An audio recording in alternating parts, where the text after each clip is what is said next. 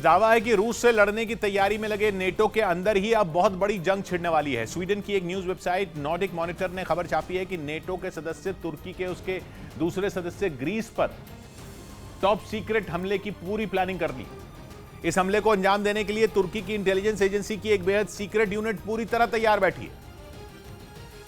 इंतजार है तो बस राष्ट्रपति रेजेप तायिप एर्दोगान के एक इशारे का कि कब वो कमांड दें और पड़ोसी ग्रीस को दहला दिया जाए। तुर्की का प्लान भी बिल्कुल फुल प्रूफ है। वो बहुत शातिर तरीके से खेल खेल रहा है,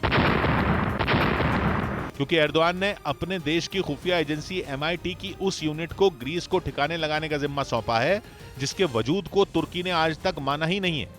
मकसद बिल्कुल साफ है, तुर्की ग्रीस का काम भी तमाम कर देगा और फिर पल्ला भी झाड़ लेगा कि यूनिट से तो उसका कोई लेना देना ही नहीं है।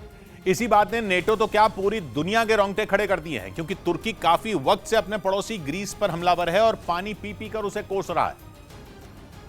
बल्कि पिछले महीने तो तुर्की के राष्ट्रपति ने ग्रीस पर हमले की खुली धमकी तक दे दी थी। रेजेप तायिप एर्दोगान ने बेधड़क कहा था कि तुर्की अचानक एक रात आ सकता है और जिस बारे में वो बात कर रहे हैं वो कोई सपना नहीं है। वक्त आने पर तुर्की वो करने के लिए बिल्कुल तैयार है जिसकी जरूरत है। मतलब तुर्की के राष्ट्रपति ने खुलेआम ग्रीस पर मिलिट्री एक्शन की धमकी दे डाली थी और दावा है कि तुर्की के ग्रीस पर मिलिट्री स्टाइल ऑपरेशन का ही प्लान है। इसके लिए उसने अपनी खुफिया एजेंसी की उस यूनिट पर दांव लगाया है जो खास तौर पर ट्रेन की गई जासूसों की ऐसी टोली है जो तुर्की के जखीरे का नया हथियार है। इसलिए नेटो को बुखार चढ़ गया, क्योंकि तुर्की और ग्रीस बीते 50 साल में 3 बार जंग लड़ते लड़ते बचे हैं और अब इस बात का डर है कि कहीं इस बार दोनों वाकई मरने मारने पर उतर आए। क्योंकि दोनों देशों के बीच इक्का दुक्का मुद्दे पर लड़ाई नहीं है, बल्कि विवादों की लिस्ट काफी लंबी है। लेकिन सबसे बड़ा विवाद एजियन सागर से जुड़ा है। ग्रीस और तुर्की के बीच में एजियन सागर है। तुर्की का आरोप है कि उसके तट के पास ग्रीस एजियन सागर के टापुओं पर अपनी सेना की मौजूदगी बढ़ा रहा है, जो कि अंतर्राष्ट्रीय संधियों का उल्लंघन है।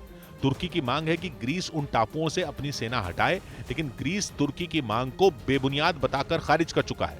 इसलिए तुर्की ग्रीस पर लगातार गरज रहा है, लेकिन कहते हैं कि जो गरजते हैं वो बरसते नहीं। मगर तुर्की इस कहावत को गलत साबित करना चाहता है और यह दिखाना चाहता है कि ग्रीस और बाकी दुनिया उसे हल्के में बिल्कुल भी ना ले, क्योंकि तुर्की गरज भी सकता है और बरस भी सकता है। इसलिए तुर्की की इंटेलिजेंस यूनिट ने ग्रीस को सबक सिखाने के लिए कोई एक आध नहीं बल्कि कई ऑप्शन तैयार किए हैं और राष्ट्रपति एर्दोगान के सामने रखे हैं। इनमें एक विकल्प तो यह है कि तुर्की के पास मौजूद ग्रीस के टापुओं को नुकसान पहुंचाया जाए, या फिर वीरान पड़े छोटे छोटे टापुओं पर तुर्की का झंडा फहरा दिया जाए। नहीं तो फॉल्स फ्लैग ऑपरेशन चलाकर तुर्की चोरी छिपे खुद को ही नुकसान पहुंचाए और फिर उसका ठीकरा ग्रीस पर फोड़ दे, ताकि तुर्की को ग्रीस पर हमले को वाजिब ठहराने का मौका मिल जाए। बताया गया कि एजियन सागर में ऑपरेशन चलाया जाएगा, जिसमें इंटेलिजेंस यूनिट को तुर्की की सेना का पूरा साथ मिलेगा।